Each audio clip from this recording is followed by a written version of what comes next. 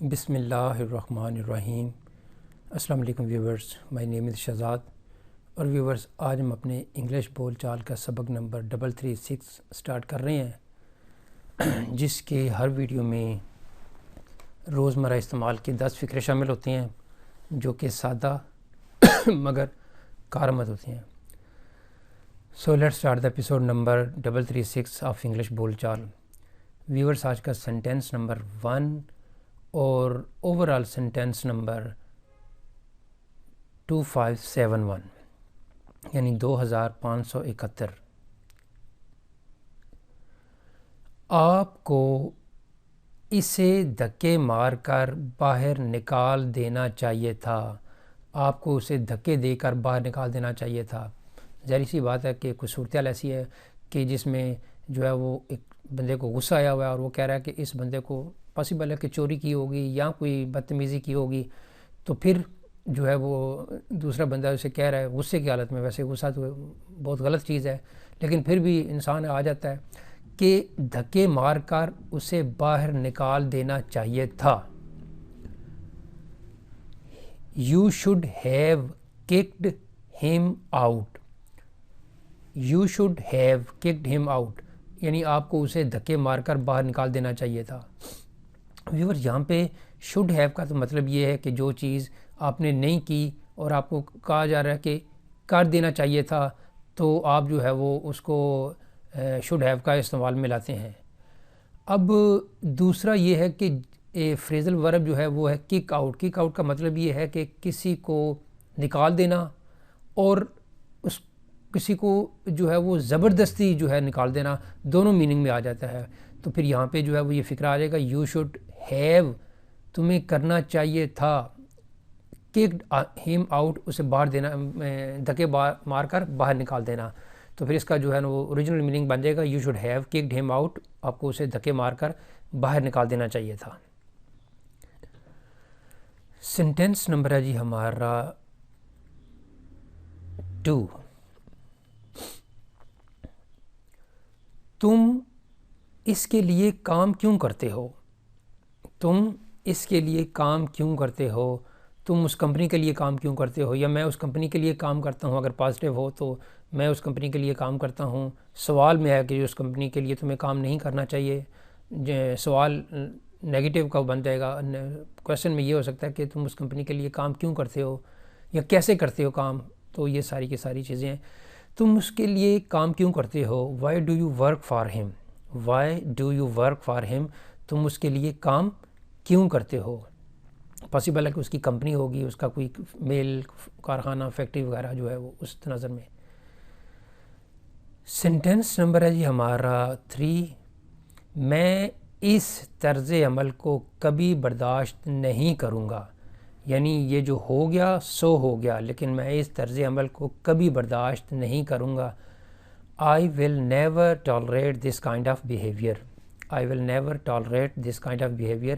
میں اس قسم کا برتاؤ یا جو ہے وہ طرز عمل کبھی برداشت نہیں کروں گا۔ نیکسٹ ہے جی کہ ویورز، اگر آپ کو گرامر کے متعلق کوئی سوال پوچھنے ہوں، کوئی آپ کے ذہن میں ہو کہ جی یہ گرامر میں یہ سپوز ٹو کیسے لگایا جاتا ہے، ہیڈ بیٹر کا استعمال کہاں پہ لگاتے ہیں، پریزنٹ پرفیکٹ، پریزنٹ کنٹینیوس، کوئی بھی ٹینس، کوئی بھی گرامر، کوئی بھی ایکٹیو پیسو وائس، کوئی ڈائریکٹ انڈائریکٹ، کوئی کویسچن آنسر وغیرہ کچھ بھی آپ کے ذہن میں ہو، تو وہ ڈاؤٹ کے لیے آپ کے پاس یہ جو واٹس ایپ نمبر ہے، اس واٹس ایپ نمبر پہ آپ وائس کر دیں، ٹیکسٹ کر دیں، تو میں اس کو آپ کو جو ہے نا وہ رپلائی دوں گا۔ نیکسٹ ہے جی سینٹینس نمبر 4۔ میں کل اس تقریب میں شریک نہیں ہو سکا، یعنی ایک وقت تھا جب وہ فنکشن ہوا لیکن میں اس میں شریک نہیں ہو سکا۔ اب میں کچھ دن بعد جو ہے وہ کسی بھی جو ہے وہ بات اس تقریب کی ہوئی، اور پھر اب میں کہہ رہا ہوں کہ میں کل اس تقریب میں شریک نہیں ہو سکا۔ I could not attend that function yesterday. میں کل اس تقریب میں شریک نہیں ہو سکا، یعنی اس میں پارٹیسپیٹ نہیں کر سکا، اس میں میری جو پریزنس تھی وہ جو ہے وہ 0 تھی، یعنی نہ ہونے کے، یعنی نہیں ہو سکا، نہ ہونے کے کیا برابر، مین کے نہیں ہو سکا، اس میں تقریب میں شامل نہیں ہو سکا. تو جب بھی آپ کسی تقریب میں شامل نہ ہو سکا ہوں تو پھر آپ یہ کہہ سکتے ہیں I couldn't attend that function. تو یہاں پہ کل کی بات ہے تو یسٹرڈے لگا لیں گے. سینٹینس نمبر ہے جی ہمارا 5. میں 2010 میں فرانس گیا تھا. میں 2010 میں فرانس گیا تھا. I went to France in 2010. اچھا یہاں پہ 2 فقرے بن سکتے ہیں. اگر آپ سمپل کہیں گے جی میں فرانس گیا اور واپس آ گیا تو اس کا بھی سینٹینس اور ہوگا. لیکن یہاں پہ چونکہ ہے کہ جی میں 2000، آپ ایک بات بتا رہے ہیں کہ بھئی میں ایک وقت تھا جب میں فرانس گیا تھا. I went to France in 2010. میں 2010 میں فرانس گیا تھا. ایسے بھی آپ بنا سکتے ہیں I have been to Japan. میں جاپان گیا ہوا ہوں، یعنی جاپان گیا اور پھر واپس آ گیا. اور یہاں پہ ہے کہ جی میں 2010 میں فرانس گیا تھا. آپ اپنی ایک بتا رہے ہیں واقعہ کہ میں 2010 میں فرانس گیا تھا. I went to France in 2010 کی یعنی میں 2010 میں فرانس گیا تھا.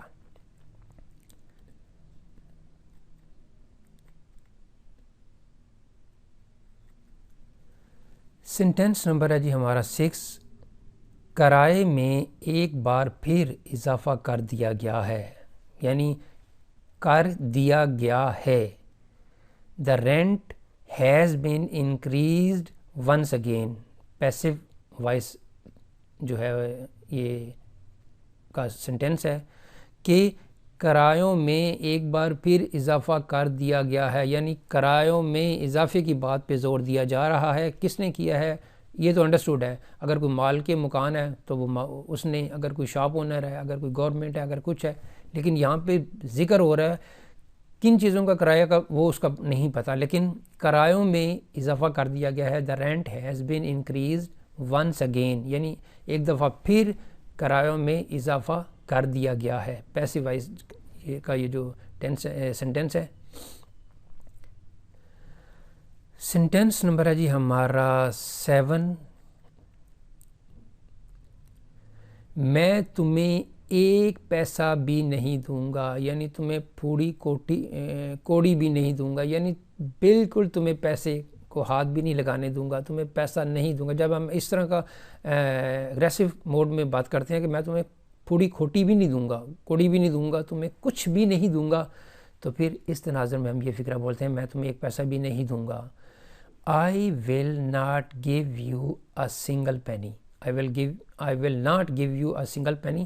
میں تمہیں پوری کوٹی بھی نہیں دوں گا. سینٹینس نمبر ہے جی ہمارا نیکسٹ ہے 8. اسے آخر کار اپنی غلطی کا احساس ہو گیا ہے، یعنی اس نے اپنی غلطی کو آخر کار مان لیا ہے، یعنی اس کو یہ محسوس ہو گیا ہے کہ یہ غلطی ہے. تو یہ غلطی اگر اس بندے کے بیاہ پہ بولی جائے تو وہ کہے گا کہ میں نے، ہاں مجھے اپنی غلطی کا احساس ہو گیا ہے. I have finally realized my mistake. لیکن جب اس غلطی کو کوئی دوسرا بندہ اس کی بات کو کہے گا کہ یہ اسے اپنی غلطی کا احساس ہو گیا ہے تو ہم کہیں گے he has finally realized his mistake، یعنی اسے اپنی غلطی کا آخر کار احساس ہو گیا ہے، اس نے اپنی غلطی کو محسوس کر لیا ہے، یا اسے آخر کار اپنی غلطی کا احساس ہو گیا ہے. سینٹینس نمبر ہے جی ہمارا 9. اسے راز فاش کرنا پڑا، اسے راز کو کسی کو بتانا پڑا، یعنی اس نے جو بات اپنے دل میں رکھی ہوئی تھی کہ کسی کو نہیں بتانا، اسے چاہے مجبوری ہی کے تحت بتانا پڑا. He had to disclose the secret. He had to disclose the secret. اسے راز فاش کرنا ہی پڑا، یعنی اس نے، یا had to کو ایسا بھی ہم کہہ سکتے ہیں کہ پاسٹ میں کوئی مجبوری، کوئی کمپلشن جو ہے تھی جس وجہ سے اسے راز کو فاش کرنا پڑا. سینٹینس نمبر ہے جی ہمارا 10 اور آج کے ایپیسوڈ کا لاسٹ سینٹینس، مجھے اب تمہاری مدد کی ضرورت نہیں ہے، یعنی اب میں تمہاری مدد کا طلبگار نہیں ہوں. I no longer need your help, اب مجھے تمہاری مدد کی ضرورت نہیں ہے. تو اس کو مختلف تناظر میں بات کر سکتے ہیں کہ یہ بندہ اب کیوں کہہ رہا ہے کہ مجھے اب تمہاری مدد کی ضرورت نہیں ہے، جو پہلے تھی تو اس وقت کی نہیں. اس میں آپ یہ بھی ایک انومان، ایک ازمپشنز جو ہے وہ ایک گیس کر سکتے ہیں. لیکن فکرہ ہے جی مجھے اب تمہاری مدد کی ضرورت نہیں ہے. پاسبل یہ ہے کہ اس بندے نے کہا کہ ٹھیک ہے میں کل تم سے مدد لوں گا، لیکن کل اس کا کام ہو گیا. تو نیگیٹو فیلنگ بھی ہو سکتی ہے، پازیٹیو فیلنگ بھی ہو سکتی ہے. لیکن یہاں پہ ہے جی مجھے اب تمہاری مدد کی ضرورت نہیں ہے، I no longer need your help. تو ویورز یہاں پہ اختتام ہماری آج کی جو انگلش بول چال سبق نمبر 336 یعنی 336 کا. تو ایٹ دا اینڈ ویورز اگر آپ کو یہ ویڈیو پسند آتا ہے تو کائنڈلی اپنے جو ہے وہ چینل سے، اپنے جو ہے وہ اکاؤنٹ سے اس کو لائک کر دیجئے، سبسکرائب کر دیجئے، اور اپنے چینل یا اپنے سوشل میڈیا اکاؤنٹ سے کائنڈلی اس کو شیئر بھی کر دیجئے. مزید معلومات کے لیے you can visit our website www.onlinequizacademy.com. Viewers bell icon بھی پریس کر لیا کریں تاکہ آپ کو جو چینل کی جو نوٹیفیکیشن ہے ان کی جو ہے نا وہ ٹائملی جو ہے وہ اطلاع مل سکے. تو ویورز اگلی ایپیسوڈ، اگلے ویڈیو تک مجھے اجازت دیجیے. اللہ حافظ، السلام علیکم.